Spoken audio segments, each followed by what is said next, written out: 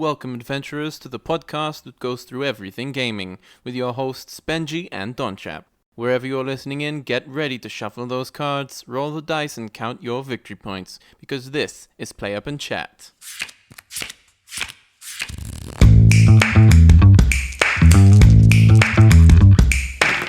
Hello and welcome to another episode of PlayUp and Chat. You're currently with me, Donchap. And I'm Benji. And for today's episode, it is Board Game Legacy. Yeah, it's a little bit of a continuation from the theme that we've been running on RPGs. And in fact, last week we did hint at and mention legacy games. And today we're going to dive right in. And for all those of you who are not familiar with what a legacy game is, Donchap, what is a legacy game? So a legacy game is basically a board game that allows you to manipulate the components, be it the board itself, cards, and other components, to make it unique to your current situation of the campaign. So basically, the game runs as a one-time run campaign only, or else you can replay the game according to the outcome of the campaign that you've done. So what we're saying here is that everyone who owns a specific legacy titled game might be different than the one another person owns. Like, so for example, let's say I have one of the titles we'll be going over is Pandemic Legacy. Depending on the outcome of how we ran the campaign, if we decide to rerun it as a normal game, I might have different components than, for example, Ben's legacy game of Pandemic. Definitely, because these a lot of the components are used and manipulated, as you said, Don, and it's a permanent change over time. Actually, let's kick off right away and let's head into discussing. In fact, the first game on our list for this week that we've chosen is the Pandemic Legacy. Now, for those of you who maybe have never played Pandemic is very much similar to what we're going on right now. So we've got a deadly infection virus going around the world, and the aim of the game is to work together to stop the virus, basically.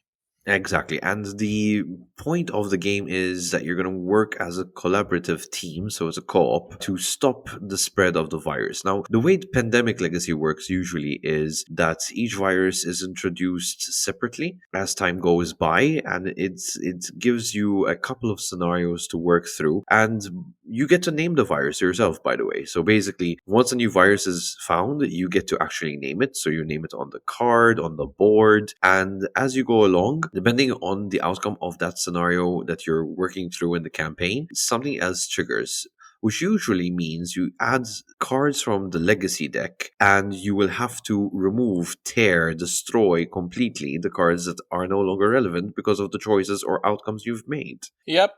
During the campaign, these legacy cards are going to introduce perhaps maybe new rules and components. And, I think the hardest thing to do when playing a legacy game, as you mentioned, is manipulating the cards. And I think that's the hardest part for me of a legacy game, is like ripping up cards and tearing up components. Anyone who owns a legacy game, the first time they actually encounter, if you've never played a legacy game and you have to destroy part of the components, part of your heart just cries. There's this moment of, do I want to? Should I keep it aside for maybe next time? Yeah. It's like, should I keep it aside just in case? Or do I really just go for it and rip it in half?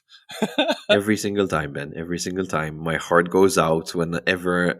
The only reason why I don't keep the components is because I know it's not even going to be relevant first and foremost for the campaign, regardless. But even if we Yeah. do come to replay it after playing the whole campaign, it does mess a bit with the mechanics. So keeping those cards and trying to put them in later on doesn't work as well as when you have a specific set of cards dedicated to how the outcome of the campaign went, because it's going to start contradicting some rules, perhaps. There's a reason why Legacy works the way it does. Yeah, and for all of you out there, if you haven't played the Legacy game before and you want to get into it, these games are made just specifically for this to happen. So don't feel too bad at the end of the day because it's about the experience of the gameplay, right? Exactly. Honestly, we've picked our favorite five legacy board games that we have played a version of or we know of. There are other titles which you can find online if you are interested in a specific theme. So, Pandemic is one of them, and Pandemic, I think, is the most renowned legacy game out there. It actually has four different seasons. So, season one, two, three, and four. The funny part is, Ben, I don't know if you know, if you grab all four boxes and place them in the same, well, next to each other, right? So Yeah. two on top and two at the bottom, adjacent to Okay. each other. It creates a clock. I don't know if you ever. No Yes, way. No, it's I really never noticed cool. that. That's so cool. That is an interesting feature to have. Wow. Yes. So anyone who's into the pandemic legacy, and you want to collect all of them, it's really cool to have all of them because it has this fun fact about it that it can actually collage together as a big clock. Definitely. That is such a cool collector's item. Wow. I had no idea. Jumping on to the next legacy game in our list, we have our personal favorites. One of my, we mentioned it actually last time. It's one of my favorites. Gateway board games, as you Gateway say. board game, exactly. Yeah.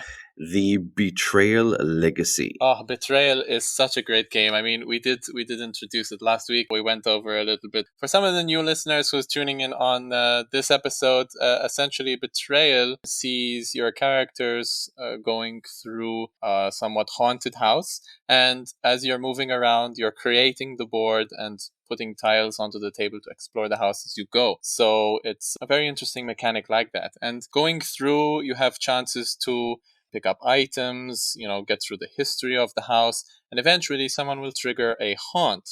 And for the rest of the game, that person and then is going to be working against the rest of the players, and usually, in some cases, there are a couple of co-ops as well. And you try to, get rid of the haunt, fight off the ghosts, the paranormal activity that's happening in the house. The fun part about this is it has a total of about 13 chapters, excluding the prologue, right? And basically, each character goes through his legacy of Yeah, ancestries, it's like right? almost like a family history, almost. Exactly. So you get to name the house you come from and how your all four houses have been collaborating together to kind of venture into this house that has brought some form of evil, and somehow all your families are now stuck and with this house for a period of a long time. And there are like 13 chapters to decide the factor of what the evil is and how to get rid of it if you do get rid of it. We've never actually finished it. Yeah, we haven't actually finished it ourselves. We're two chapters away from the conclusion, and so far it has been scary to even go through it, because the fun part about it, and not to create any spoilers, but there is a hidden gem found inside the box. Once it's revealed, this item is definitely cursed, I would say. I don't know, I don't want to sound too superstitious here, but every time this item wasn't used properly in the game, something really bad happened, not only in game but even out of game, which is kind of scary. Oh, definitely. It really does take on that aspect. I don't know if we've really immersed ourselves into this game to the point where it's just starting to mess with our heads. I think to myself sometimes that might be it. A couple of times, because we get way too into it the way we play it.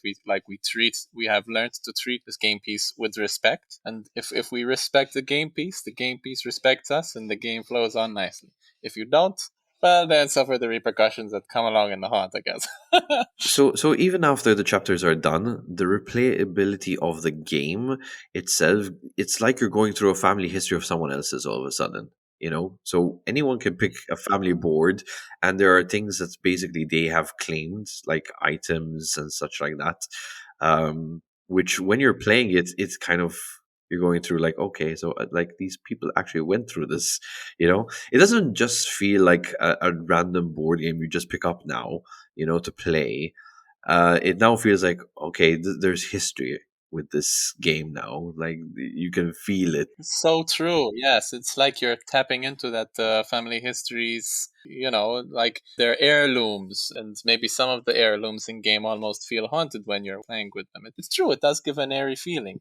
And I really like actually that aspect for this particular board game because it fits the theme of what it's going for, the theme of the board game. Exactly. And the other introduction that they've done in this board game that they haven't done in the other normal sets is you can have, for those of you who've played Arkham Horror, especially, you know how you have the other world, without any spoiling Yes. much, but apparently they've introduced this new mechanic where basically you are allowed to travel through the underworld, so to speak. I think without putting out too many spoilers, we'll leave a little bit of mystery for the people listening to actually go and grab the game and find out firsthand what you're talking about, Don. Of course, we move on to our next legacy game then. Yeah, our next legacy game is, I think, a fun family classic. Everybody's heard of Risk. At some point in the board game community, Risk Legacy brings to the table a lot of elements that the traditional Risk has, with a little bit of a twist. So basically, you're going to be controlling these advanced not races, but you have machinery. I don't know if you've like seen Scythe or something like that. Basically, they have these totally troops, but you also have these futuristic robots which are huge to manage. These are unlocked eventually, from my understanding, and even you get to name your platoons. You're gonna name places that you conquer and so forth. So it has the element of risk. However, it's an ongoing war which shapes and changes the game according to your victories and wins. This is not like the other Legacy where this is cooperative, not at all. This is basically you against the other players for the most part. There are moments where you have to collaborate with other players, don't get me wrong, to overtake certain areas. However, for the most part, this game is going to take mostly a competitive side of the game. It does bring an element of the other legacy games, of course, with manipulating the game pieces. Some cards are destroyed, and perhaps maybe not as cooperative as the other games, as Don just mentioned. However, it does bring, I think, a unique challenge to it because you're competing with the other players along this entire campaign. And I think one thing I find very interesting that could give any player an edge is the winner, if I'm not mistaken, of the first of each of the 15 games does receive, I think, a bonus, like it's towards maybe a founding city, or perhaps deleting a modifier, getting rid of a modifier or something. But I think that bonus really does have something to affect the rest of the gameplay, like how the game plays out. Exactly. Even when it comes to replayability of this game, you're going to feel the heavy outcomes of what happened in the campaign, because you're going to end up with those choices and changes even in the replayability. So sometimes you won't want to play a specific, let's call them like colors, right? You don't want to play a specific color because of that problem. Right? That's the only problem I see with this game in specific. But again, when you pick up a legacy, it's mostly to go through the scenario of playing a campaign with your friends that are committed to play this. Yeah, so it reminds me a lot of like role playing games that we've been talking about. In essence, a lot of these can be considered perhaps role playing, like we mentioned last week. Of course, there is an element of role playing that goes perhaps with one board game more than another. But at the end of the day, it's like a story, a campaign that goes through.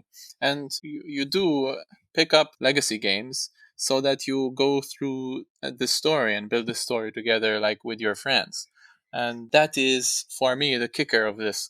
Because let's say we don't have enough people to play an actual campaign of, let's say, a tabletop D&D. You can maybe commit 2 or 3 friends to play a campaign of a legacy game. And you can have, honestly, just as much fun. And it's a great board game to add to the collection. Speaking of a fun game that you want to add to your collection, the next board game that we have is Gloomhaven. Ben, what can you tell me about Gloomhaven, my friend?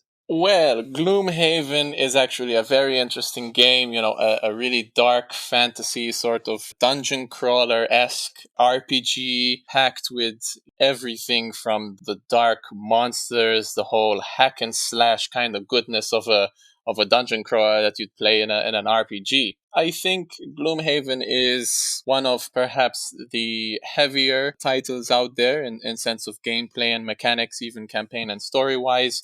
It might be perhaps better known or maybe less known depending on how into, RPG board games and legacy titles you are, because if I'm not mistaken, Don, Gloomhaven isn't actually an official legacy by legacy title, is it? So the thing is this, when we're saying legacy, as we said in the beginning, we're not looking at just the titles, but the fact that the game has a campaign component which changes the other components within its game setting. So basically, it's going to unlock parts of the game while it's going to forever lock other components away from you, right? So Gloomhaven does this. So whenever you're running through a campaign, every time you play this game, there are different outcomes that change the game completely. From my understanding, however, you can replay the campaign because it does not, unlike other well known legacy titles with legacy in it, it does not permanently change things. So basically, you can reset everything for another person to go ahead and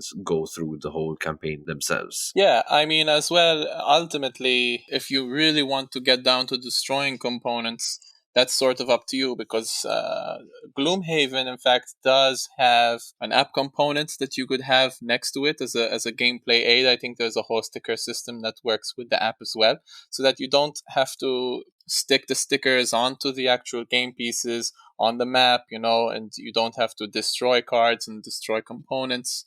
However, that being said, a lot of players do find the whole manipulating the board pieces and the irreversible aspect of tearing up a card to add a whole new dimension of playing the game. It's like it's not a legacy game unless you do that.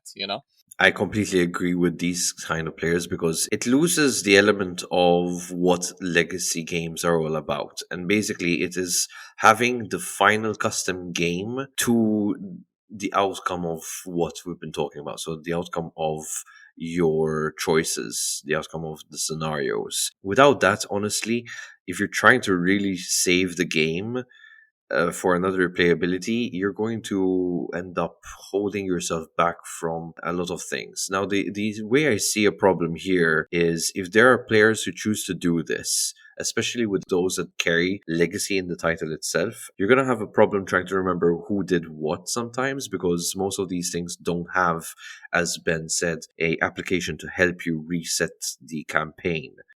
Yeah, because a lot of these cards, they add bonuses or they give buffs, or maybe perhaps if another player loses them, they remove certain buffs. Like we were talking about Risk Legacy, winning a couple of games at the beginning might give you a bonus at the end, or you could delete a thing from the playboard. And that really does add its own sort of mechanics that are irreplaceable in a way, because unless you truly commit to that, it's like, that card is still there.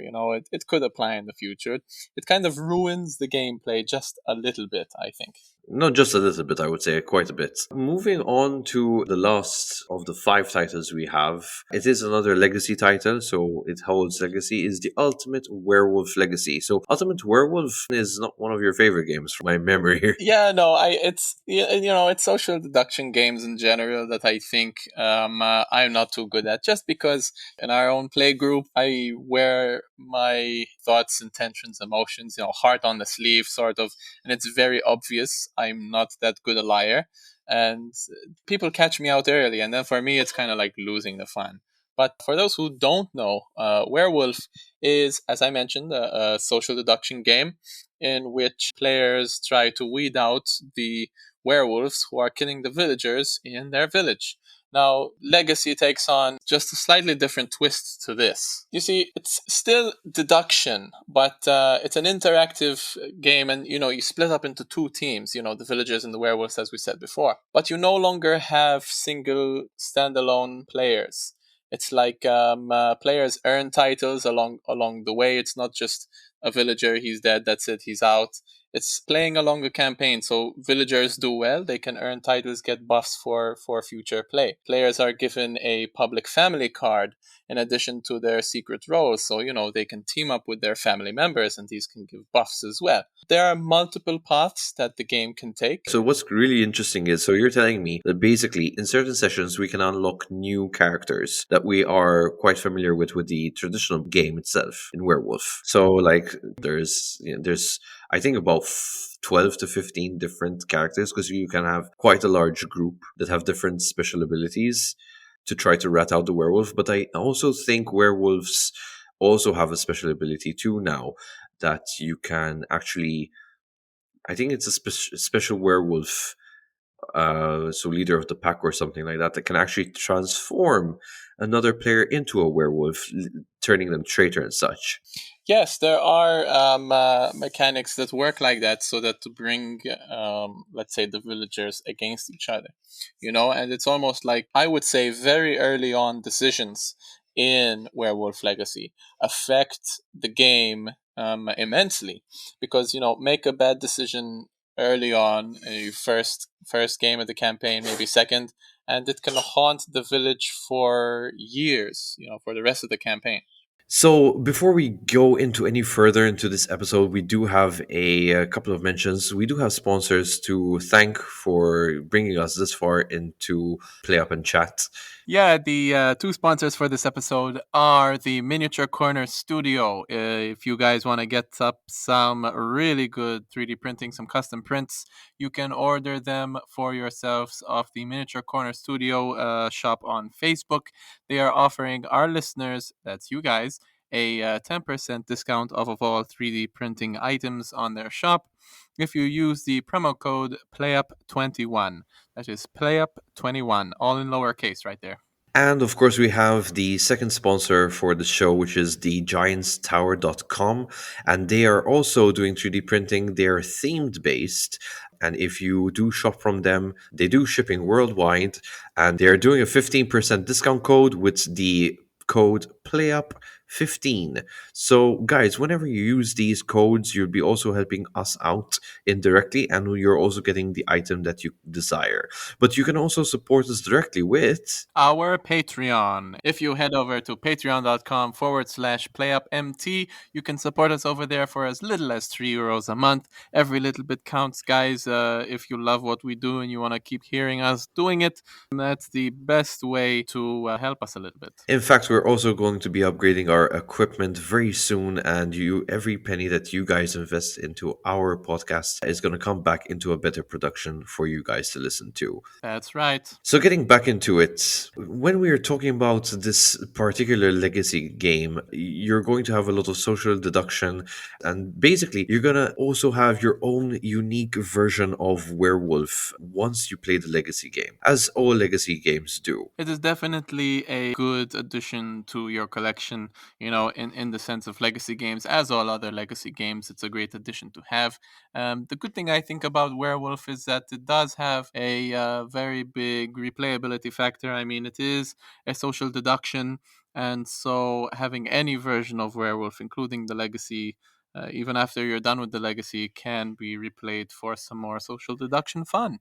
So, those are our 5 titles, guys. If you want to look up other different titles, not necessarily with the legacy title game in the board game title, you can look up the top 10 or top 13 legacy board games out there. These board games we mentioned are in that list. However, there are others that are more themed. Like, for example, there's one based on Mars, there's another one as a sea campaign, so many others. Just look them up and see which one picks your fancy. However, what we're going to head into next is the pros and cons of actually owning a legacy board game and playing one. Ben, what do you think about this? Honestly, I think one pro that comes to mind for owning a legacy board game is having the chance to put your own little touch on the board game, sort of your own spin. You really make this game yours. It'll become a unique, extremely unique piece of your board game collection. It serves as something to look back at and remember some good memories with a really good close group of friends. I think that's a big one. For me, the legacy in specific is the fact that you get to run a campaign based scenario where you can dedicate to. However, it also comes with a con, meaning that you can only play it with the specific group of friends that you've started the campaign with.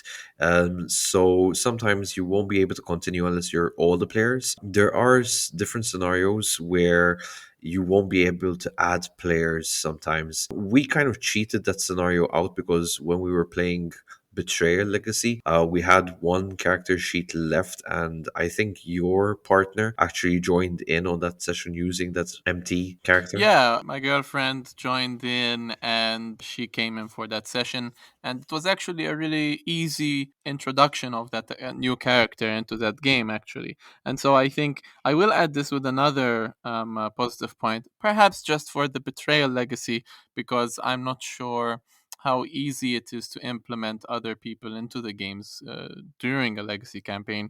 However, for that particular one, it was easy to introduce a new player into the campaign, and possibly she might even join us for the couple of last games that remain. The only problem with having a player join in so late, if possible, in such a legacy title is the fact that they're going to be missing out on a lot of the pros that come with, the marking of stuff that come from the character herself. Other than that, to be honest, I mean, I don't see any other form of change within the game itself, because the only time it actually is influential is when you're starting the legacy game, I think.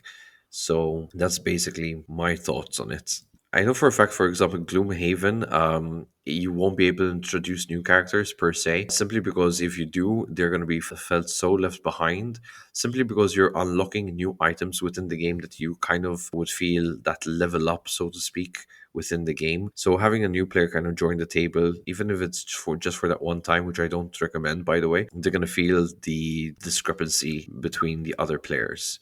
But again, that's just my thoughts on it.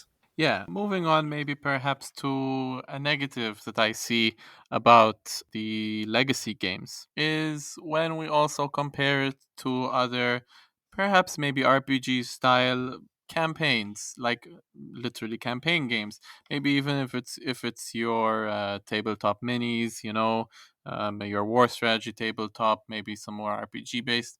It's like legacy changes to the game in legacy are permanent, and sure it does add an element of fun because it goes back to it, it adds an immersion that other games can't. I'd be more than happy after playing the whole campaign. It's like, listen, I'll purchase another one, just to go through it, and let's make sure we don't end up making the same choices as we did before. Perhaps even to try it with other people that are not part of that group that you've played the campaign with. The outcomes are definitely going to be different. So basically, you have two of the same titled games. However, each game is going to have a different components inside of it, simply because of the choices and the outcomes that have happened in those games, if you know what I mean. Yeah, I know what you mean. And I think it's something that people have to consider before they purchase a legacy game. Because perhaps someone is going to be maybe more interested in an influential campaign that they can replay or have time with other people, playing it, rather than just maybe playing it with the same people and just going through the entire campaign. It's something to think about, like, because even as you said, it could be considered a con that you have to stick with the same people sometimes throughout the entire campaign. And people's lives get busy, sometimes they're not always available for board game nights, and perhaps even in today's day and age with the pandemic actually going on, it's difficult to meet up people because of restrictions. These things have to be kept in mind when playing a game, and like, how do you like to play games and what tickles your fancy in the games as well. Something that I do want to mention, however, is if you guys are interested in getting into a legacy and you want to try to find a legacy game that fits your style or fits the theme that you like to play, do make sure that when you're doing your research, you try to find documented research, meaning stuff that people wrote about it and their feedback and such. Because usually trying to find YouTube videos, if you're that type of person that looks through gameplays and all that, you're going to end up spoiling a few things. And not to mention, since legacy board games do change depending on the outcome, not only are you spoiling it for yourself, but also you might be looking at one sided situation that the board game might have taken that turn due to the circumstances and outcomes chosen for that. For example, before I even bought Betrayal Legacy, there were a couple of videos I went through, and I hate myself for going through them because I spoiled a bit. But I also noticed that some players would have really ruined the game for me. I would have not purchased it, but then other players made it fun for me. So I would not recommend looking up the version of Legacy that you are wanting to play as a video format. Yeah, if you're going to look for videos, then look specifically for reviews. Don't look for playthroughs, because that is, a big point in a legacy campaign is going through the story, as you mentioned, Don. So it would be quite a letdown if you find out that a little ways in this thing happens to that character, or perhaps you try to metagame and seek that buff. So yeah, there are a lot of blogs that do some really good reviews. We've spoken about some good pros and cons about the games the top five that we chose for this episode, and we introduced a little bit of them to you guys. If none of them tickled your fancy, there are loads of games out there, legacy versions. So just do some research, maybe even, because some of these legacy games are a little pricey, because they are meant for long term play, long campaign play.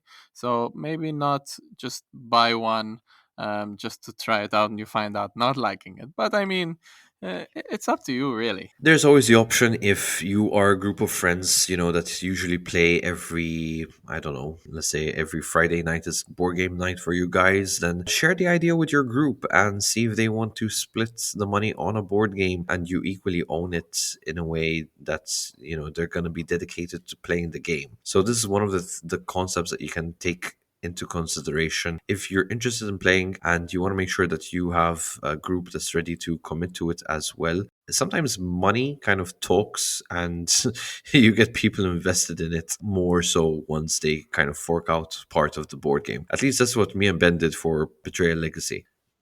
We both own a portion of the board game, let's say, because we split the costs. And actually, I find that it brought us closer as, board game collectors, because now we've got a unique piece in both of our collections that we can both own and we can both share.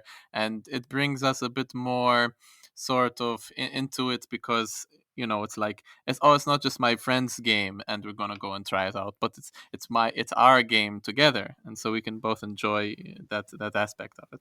Definitely. Thanks a lot for listening, guys. This is another episode of Play Up and Chat. I hope you enjoyed it. Don't forget to follow us on patreon.com/playupmt. And if you like listening to what we do and you want to keep listening to what we do, you can follow us on Facebook, YouTube, Instagram, and TikTok for updates on our posts. But yeah, thanks for tuning in. Thanks for listening. We'll hope to catch you in the next one, guys.